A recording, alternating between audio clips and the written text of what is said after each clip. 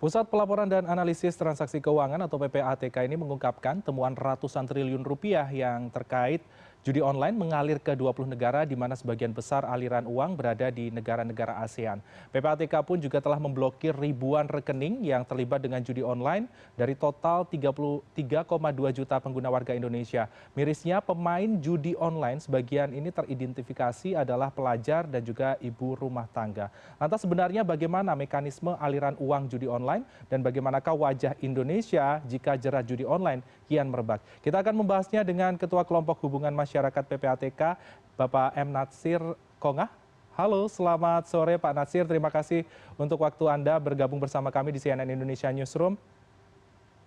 Selamat sore Mas Freddy, terima kasih atas undangan yang diberikan. Senang bisa bertemu lagi dengan pemirsa CNN ya. Baik Pak Natsir, kita langsung melihat kondisi yang terkini ya Pak Natsir, bahwa warga Indonesia ini masih saja terjerat dengan judi online. Angkanya memang tadi sempat disebutkan ada yang menurun, ada juga yang meningkat beberapa tahun sebelumnya. Sebenarnya fenomena apa Pak yang tengah terjadi di tengah masyarakat? Apa yang membuat seseorang ini bisa tertarik dengan judi online? Banyaknya bonus yang diberikan ya dan permainan psikologi oleh para bandar judi terhadap pemain ya, sehingga ini terus memacu adrenalin para pemain judi untuk terus bermain gitu ya. Nah, ini memang mereka jago sekali itu ya, memainkan trik dan psikologi berbagai upaya dengan pemberian bonus, kemudian macam-macam stimulasi ya, sehingga orang terus ikut berjudi karena memang banyak dari pelaku judi ini tuh udah masuk kategori yang ya semacam kalau narkoba itu udah kecanduan seperti itu Mas. Jadi memang terus permintaan menjadi tinggi gitu ya, dengan pendekatan-pendekatan game ya, lalu kemudian berbagai macam permainan yang membangun adrenalin sehingga orang terus ikut bermain judi. Nah, dari data yang kita miliki itu Mas Freddy, tahun ke tahun luar biasa peningkatannya. Bermula dari ketika COVID ya. Di 2021 itu kita masih melihat angka di 57 triliun. Tahun kedua seterusnya 2022 meningkat menjadi 81 triliun. Di 2023 lonjakannya naik ratusan persen menjadi 327 triliun.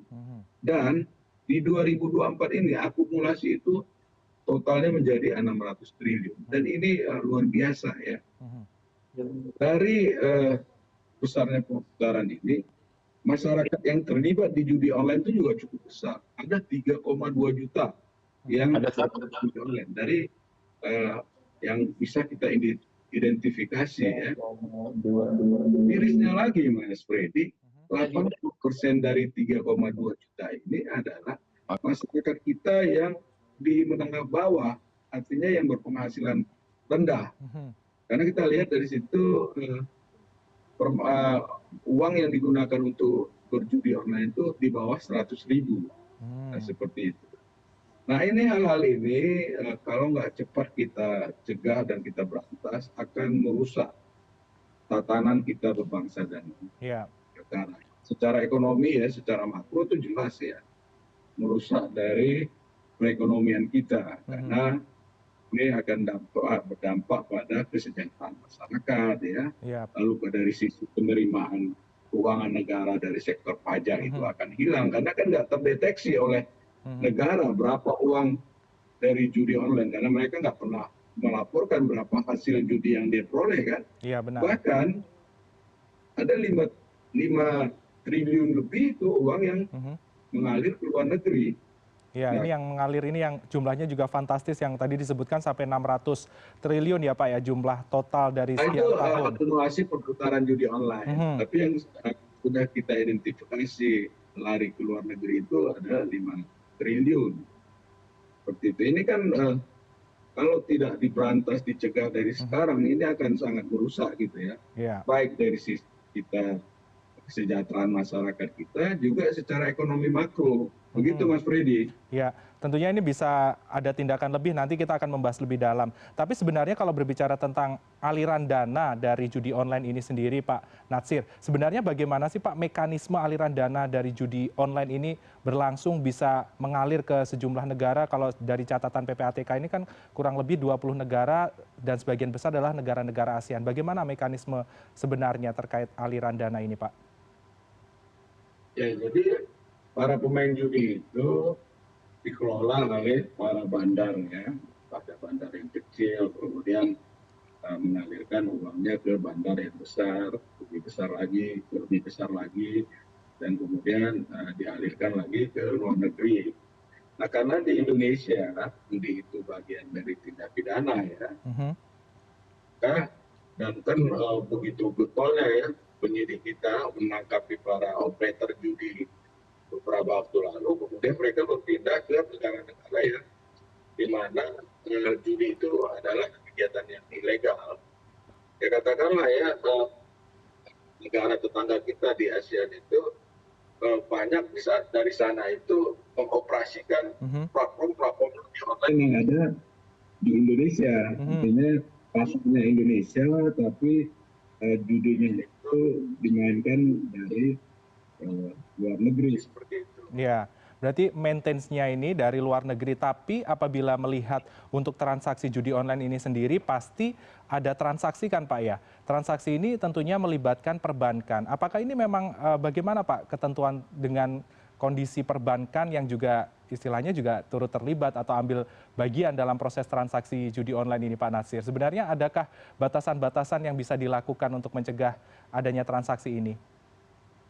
Ya, jadi perbankan ya, bank itu salah satu pelapor yang menyampaikan laporan transaksi keuangan mencurigakan kepada PPATK. Dan para perbankan, bank-bank di Indonesia ini sudah sangat patuh ya. Mereka juga sudah menyampaikan berupa laporan transaksi keuangan mencurigakan. Kalau kita lihat di statistik itu sangat cukup signifikan ya, sesuai lah dengan angka-angka yang saya sebutkan tadi, laporan transaksi keuangan mencurigakan yang meningkat, maka juga akumulasi dari perputaran uang dari judi online itu juga meningkat. Dari sisi kepatuhan itu perbankan kita sudah cukup baik dan mereka sudah menerapkan apa yang disebut dengan PNPJ ya. PNPJ itu prinsip mengenal penggunanya jasa atau know your customer. Dan memang di sisi lain masih banyak yang perlu ditingkatkan ya, seperti misalnya banyak daripada bandar judi itu menggunakan rekening-rekening aspal, asli tapi palsu. Mereka minta misalkan saudara kita yang ada di kampung gitu ya, membuka rekening, lalu rekeningnya mereka pakai dengan membayar nilai sekian rupiah kepada saudara kita yang ada di kampung. Mereka membuka rekening, lalu rekening dipakai untuk transaksi judi. Itu yang salah satu fenomena yang kita lihat seperti itu. Dan ini menjadi sebagian profesi juga bisa lihat di meskipun belum masif ya jumlahnya, tapi ada yang ya perbankan memang itu. Baik, perbankan memang harus lebih jeli juga ya Pak untuk memfilter nasabahnya ketika pembukaan rekening juga ini menjadi salah satu poin filter untuk mencegah rekening ini bisa disalahgunakan untuk judi online. Namun Pak, kita akan berbicara sedikit flashback. Judi online ini sebenarnya masuk dari tahun 2005 melalui kasino daring pada waktu itu. Lantas sebenarnya hingga saat ini pun berkembang dengan berbagai jenis permainan judi online dan itu yang membuat masyarakat atau orang-orang ini tertarik untuk mengikuti ini.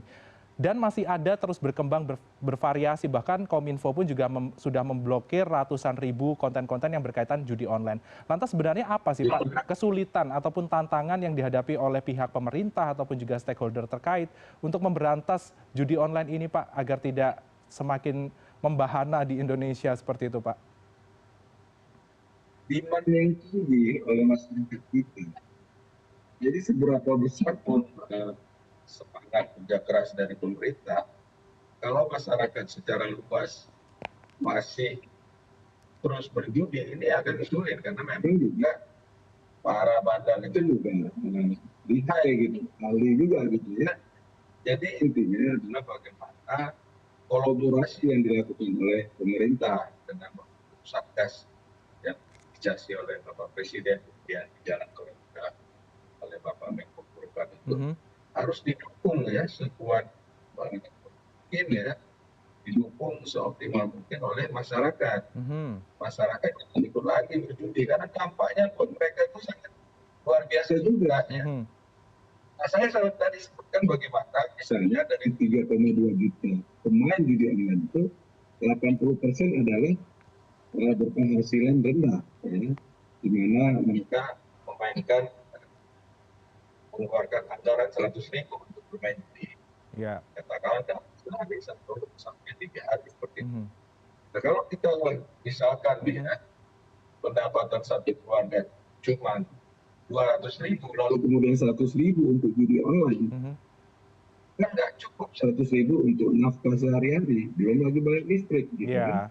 Atau uang yang 100.000 tadi bisa diinvestasikan, bisa ditabung, atau bahkan bisa menjadi susu anak, ya kan.